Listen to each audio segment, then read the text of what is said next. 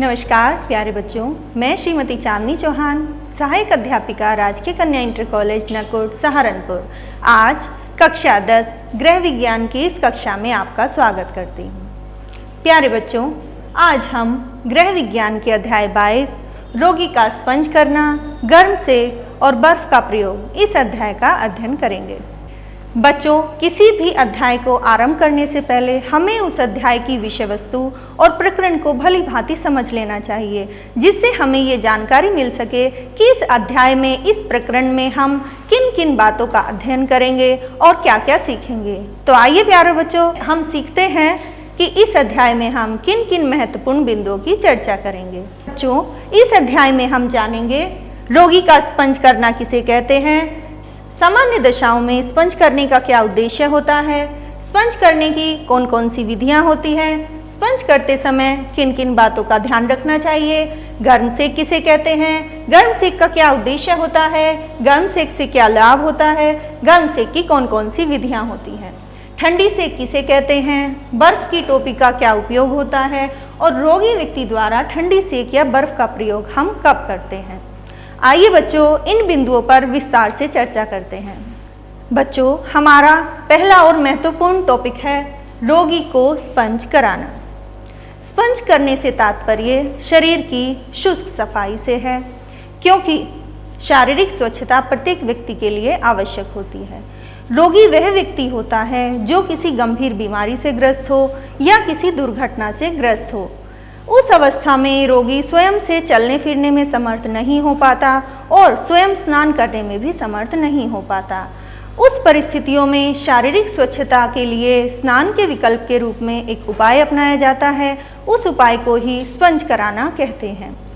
Sponge कराने से शरीर का तापमान सामान्य रहता है और यह कार्य किसी भी परिचारिका, नर्स या फिर घर परिवार के किसी भी सदस्य के द्वारा किया जा सकता है। जानते हैं सामान्य दशाओं में स्पंज करने का क्या उद्देश्य होता है। रोगी की शारीरिक स्वच्छता के लिए। बच्चों, अभी मैंने आपको बताया कि शारीरिक स्वच्छता प्रत्येक व्यक्ति के लिए बहुत आवश्यक है। रोगी व्यक्ति लंबे समय से एक ही स्थान पर लेटे रहता है, जिस वजह से उसकी त्वचा पर पसीने आते हैं और गंदगी इकट्ठा हो जाती है। गंदगी होने की वजह से उसकी त्वचा के रोम छिद्र बंद हो जाते हैं, जिस वजह से उसके शरीर के विषैले पदार्थ बाहर नहीं निकल पाते और उसके शरीर को नुकसान पहुंचाते हैं। तो प्यारे बच्चों, रोगी व्यक्ति के शरीर की स्वच्छता के लिए और उसके विषैले पदार्थों को बाहर निकालने के लिए शरीर की सफाई या शरीर की स्वच्छता बेहद आवश्यक है। नेक्स्ट पॉइंट है बच्चों, शरीर का तापक्रम नियमित रूप से सामान्य रखने के लिए। रोगी व्यक्ति के शरीर का तापमान घटता और बढ़ता रहता है। रोगी व्यक्ति के शरीर के तापमान को सामान्य रखने के लिए हमें रोगी को स्पंज कराना बेहद आवश्यक हो जाता है। ऐसी स्थिति में रोगी को ठंडे पानी से स्पंज कराया जाता है। बच्चों, नेक्स्ट पॉइंट, नई स्फूर्ति जगाने के लिए। रोगी व्यक्ति में बीमारी की अवस्था में बहुत से नकारात्मक विचार मन में आते हैं। वह ये सोचता है कि मैं कब स्वस्थ हो पाऊंगा। तो ऐसी स्थिति में रोगी में सकारात्मकता लाने के लिए, उसके मन को तरोताज़ा बनाने के लिए और नई स्फूर्ति जगाने के लिए स्पंज करना बेहद आवश्यक हो जाता है। नेक्स्ट बच्चों, हम बात करेंगे रोग के जीवाणु नष्ट करने के लिए। अभी मैंने आपको बताया रोगी के शरीर पर गंदगी जमा हो जाती है, जिसकी वजह से उसके शरीर पर जीवाणु पनपने लगते हैं। उन जीवाणुओं को नष्ट करने के लिए हमें रोगी व्यक्ति की शारीरिक स्वच्छता बेहद आवश्यक हो जाती है। नेक्स्ट हमारा पॉइंट है रक्त संचार के लिए।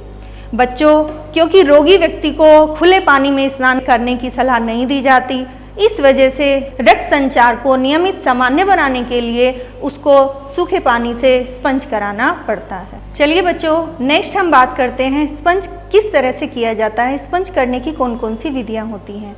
लेकिन विधियां शुरू करने से पहले हमें स्पंज करने के लिए कौन कौन सी सामग्री की आवश्यकता होती है, कौन कौन सी सामग्री हमें इकट्ठा करनी है, उसके बारे में हम बात करते हैं। स्पंज करने की सामग्री, पानी रखने के लिए बर्तन या टब, 2 तौलिए, साबुन, मोमजामा, टेल्कम पाउडर और स्वच्छ वस्त्र। इन सब की आवश्यकता हमें स्पंज करने से पहले होती है। बच्चों, आप इस चित्र में देख सकते हैं, इस चित्र में स्पंज करने की सभी सामग्रियां मौजूद हैं। स्पंज करने से पहले हमें सभी सामग्री को एक जगह इकट्ठा रखना इसलिए आवश्यक हो जाता है क्योंकि रोगी व्यक्ति का शरीर बहुत दुर्बल होता है, वह ज़्यादा समय तक लेटे या बैठे नहीं रह सकता। उस स्थिति से बचने के लिए हमें सभी सामग्री को एक जगह इकट्ठा करके रख लेना चाहिए। अब बच्चों, हम बात करते हैं स्पंज करने की कौन कौन सी विधियाँ होती हैं। स्पंज करने की मुख्यतः 2 विधियाँ होती हैं, सामान्य विधि और ठंडे पानी से स्पंज करना। सामान्य विधि में रोगी की अवस्था को देखकर और मौसम के अनुसार हमें हल्के गुनगुने पानी से या फिर सामान्य पानी से रोगी का स्पंज किया जाता है। रोगी के स्पंज करने के लिए मैंने आपको सामग्री पहले ही बता दी है। इसमें बर्तन या टब में पानी लेना है, उसमें आपको 2 तौलियों में से 1 तौलिए को भिगोकर अच्छे से निचोड़कर रोगी के शरीर की सफाई की जाती है। रोगी के शरीर की सफाई सिर से लेकर पैर तक निश्चित क्रम में की जाती है। सबसे पहले रोगी के माथे, आँख, नाक, मुंह और कान की सफाई की जाती है। उसके बाद रोगी की गर्दन की सफाई की जाती है। गर्दन पर पसीना ज़्यादा आता है, दुर्गंध होती है, उसके लिए हमें तौलिए पर ही साबुन का इस्तेमाल करना चाहिए। इसके बाद क्रम से कंधों, छाती, पीठ, कमर, टांगों और पैरों की सफाई करनी चाहिए। साथ ही साथ जो दूसरा तौलिया होता है उससे रोगी के शरीर को अच्छे से पोंछते रहना चाहिए, सूखा करते रहना चाहिए, जिससे रोगी व्यक्ति को गीलापन महसूस न हो। इस प्रकार जब रोगी के शरीर को अच्छे से सुखा देते हैं, उस पर टेल्कम पाउडर छिड़कना चाहिए और स्वच्छ वस्त्र उसको पहनाने चाहिए। इसके बाद रोगी को शीघ्र ही कोई पेय पदार्थ देकर उसको आराम करने की सलाह देनी चाहिए, क्योंकि रोगी व्यक्ति बहुत कमज़ोर होता है, उसको समय समय पर कुछ न कुछ खाने पीने के लिए अवश्य ही देते रहना चाहिए। नेक्स्ट विधि है ठंडे पानी से स्पंज कराना।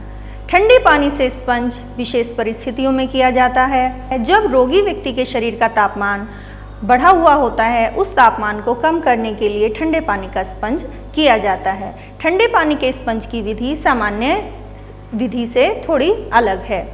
तो ठंडे पानी में हमें सामान्य और गुनगुने पानी की जगह ठंडे पानी का इस्तेमाल करना चाहिए और 2 तौलियों में से 1 तौलिए को हमें ठंडे पानी में भिगोना है। उससे पहले हमें रोगी के सभी वस्त्रों को उतार देना है और उसके बिस्तर पर मोम जामा बिछा देना है। मोम जामा एक रबड़ की शीट होती है जिससे रोगी का बिस्तर गीला नहीं होता।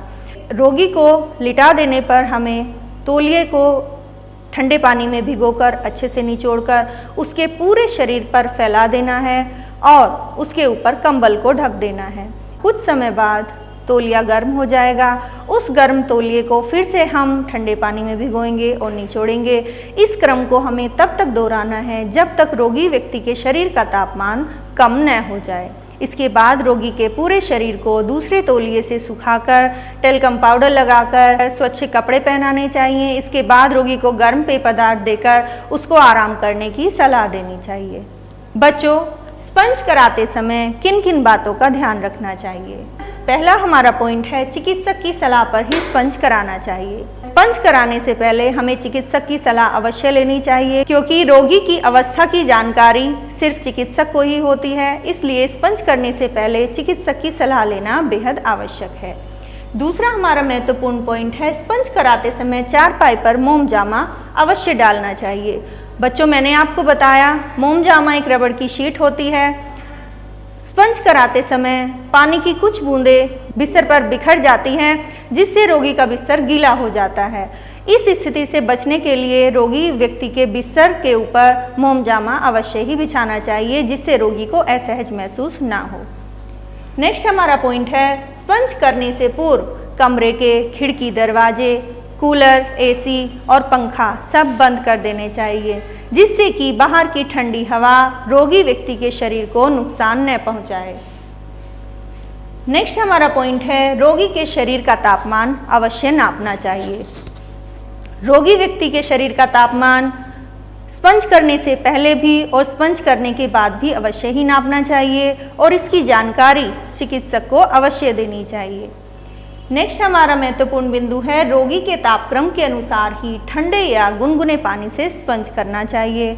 जैसी रोगी की आवश्यकता है, अगर उसका शरीर का तापमान बढ़ा हुआ है तो हमें ठंडे पानी से स्पंज कराना है, लेकिन यदि व्यक्ति सामान्य स्थिति में है तो हमें सामान्य और गुनगुने पानी से उसके शरीर का स्पंज करना चाहिए। बच्चों, नेक्स्ट हमारा महत्वपूर्ण बिंदु है गर्म सेक।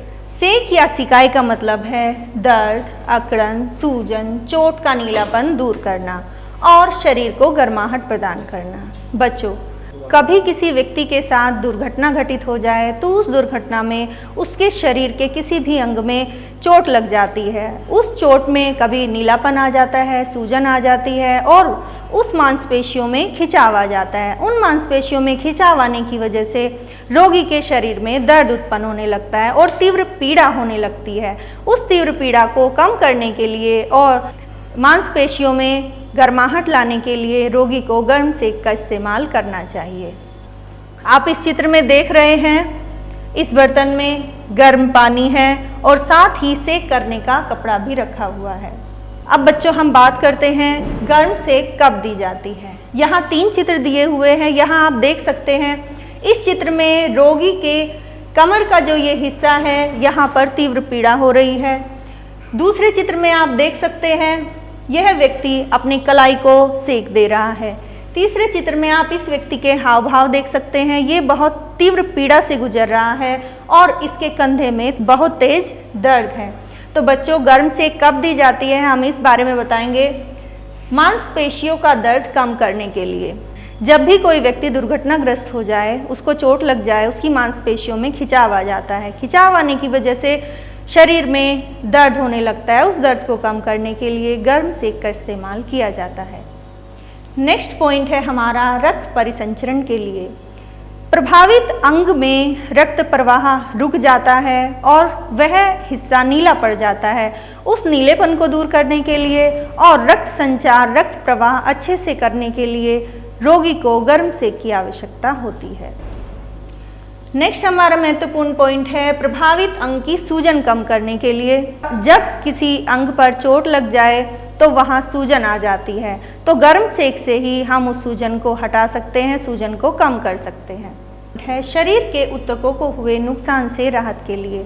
जब किसी व्यक्ति को चोट लग जाए, उस स्थिति में उसके शरीर के ऊतकों को बहुत नुकसान पहुंचता है, उनमें खिंचाव आ जाता है, जिस वजह से रोगी को तीव्र दर्द महसूस होता है। उस दर्द को कम करने के लिए भी गर्म सिकाई का इस्तेमाल किया जाता है।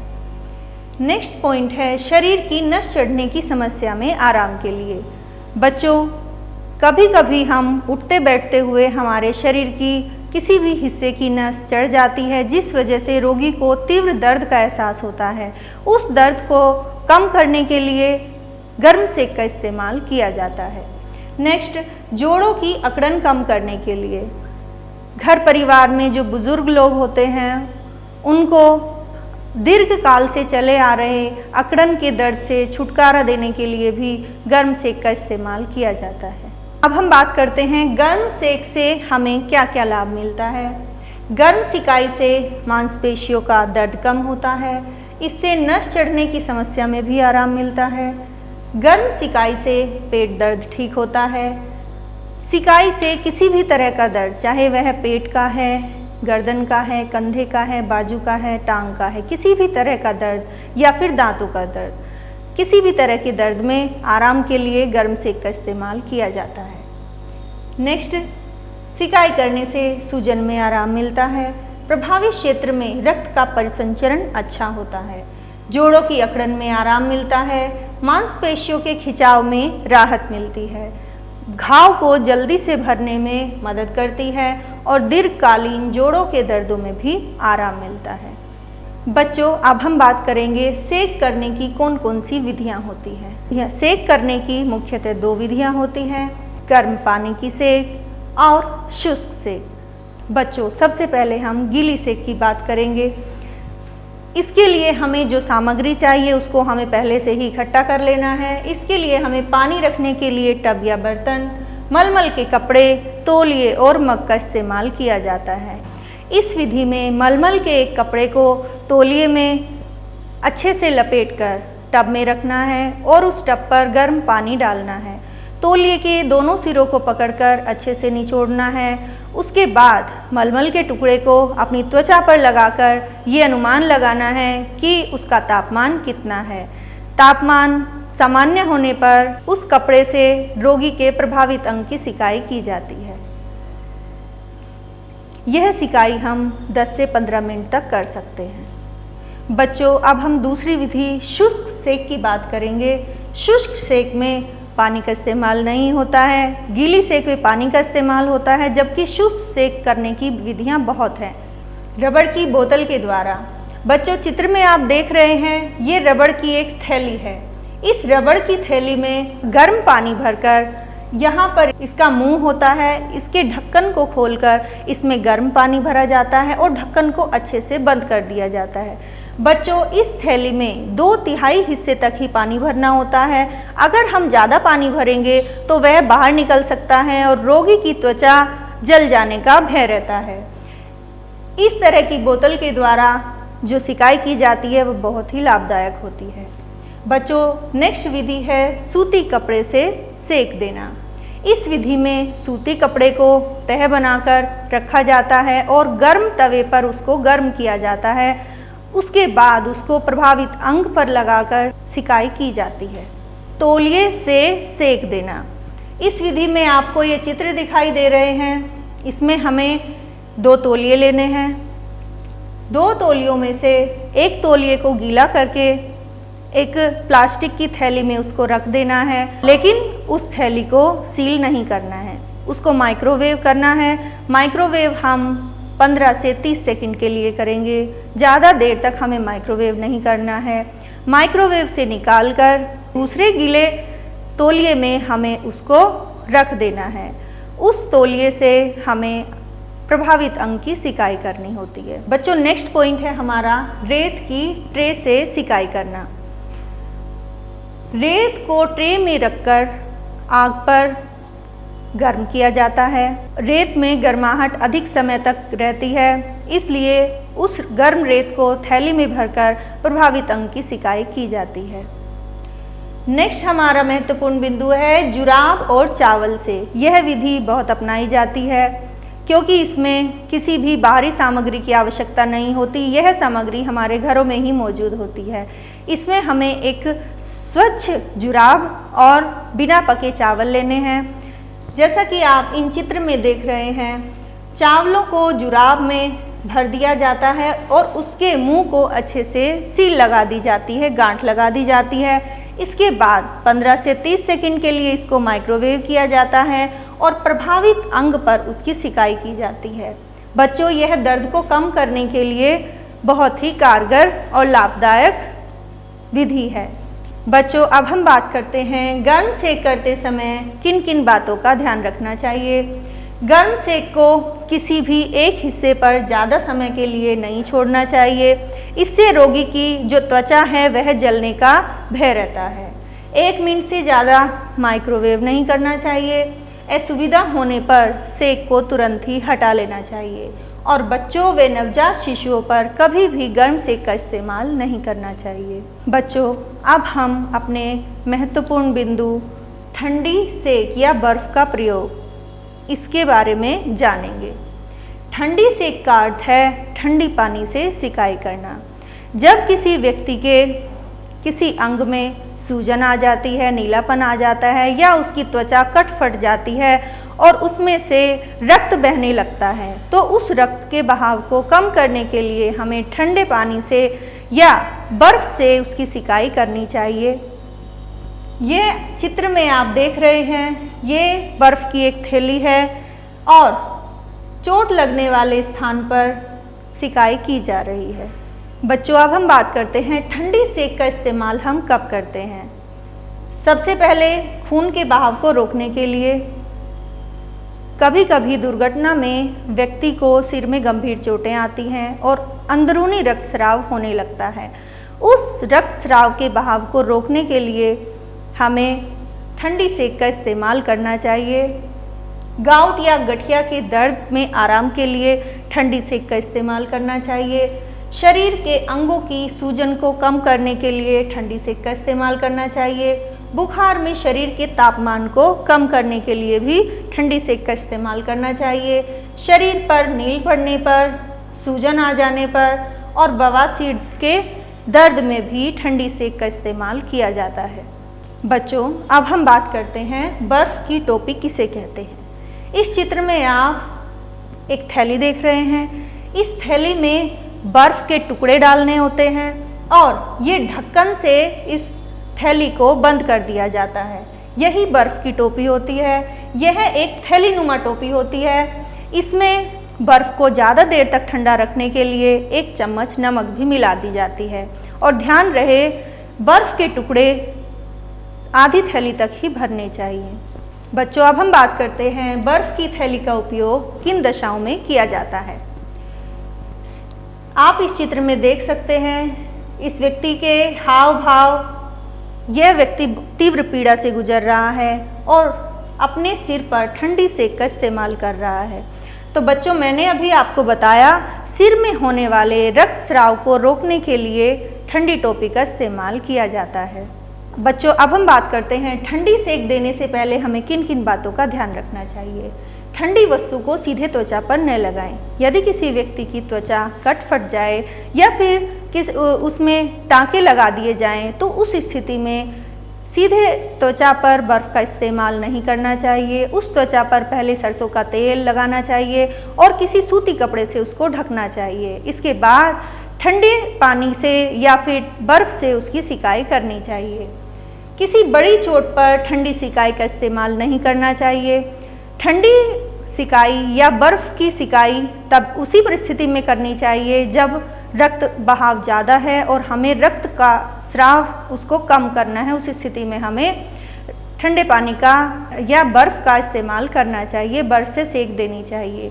चोट लगने के 24 घंटे के अंदर अंदर 2 से 4 घंटों में हमें नियमित रूप से ये सिकाई लगातार करनी चाहिए, तभी हमें इससे लाभ होगा। इस चित्र में आप देख सकते हैं यह गलत तरीका है और यह सही तरीका है बर्फ़ को इस्तेमाल करने का। बच्चों, यह हमारा अध्याय पूरा होता है। इस अध्याय को पूरा करने के बाद आपको ये कुछ महत्वपूर्ण प्रश्न हैं, ये आपको अपनी उत्तर पुस्तिका में लिखने हैं और आशा है कि आपको ये अध्याय अच्छे से समझ आया होगा। प्रश्न नंबर 1, स्पंज कराना क्या है? स्पंज कराने की कौन कौन सी विधियाँ होती हैं? गर्म सेक से क्या लाभ होता है? गर्म सेक की कौन कौन सी विधियाँ होती हैं? बर्फ़ की थैली क्या है? बर्फ़ की थैली का प्रयोग करते समय किन किन बातों का ध्यान रखना चाहिए? ठंडी सेक कब दी जाती है? ठंडी सेक देने की कौन कौन सी विधियाँ होती हैं? स्पंज कराने से क्या तात्पर्य है? स्पंज कराते समय किन किन बातों का ध्यान रखना चाहिए? गर्म पानी की बोतल के प्रयोग की विधि कौन सी है? बर्फ़ की टोपी का प्रयोग कब, क्यों और कैसे करते हैं? इसमें किस प्रकार के रोगी को आराम मिलता है, समझाइए। तो बच्चों, आज के अध्याय को मैं यहीं विराम देती हूँ। धन्यवाद।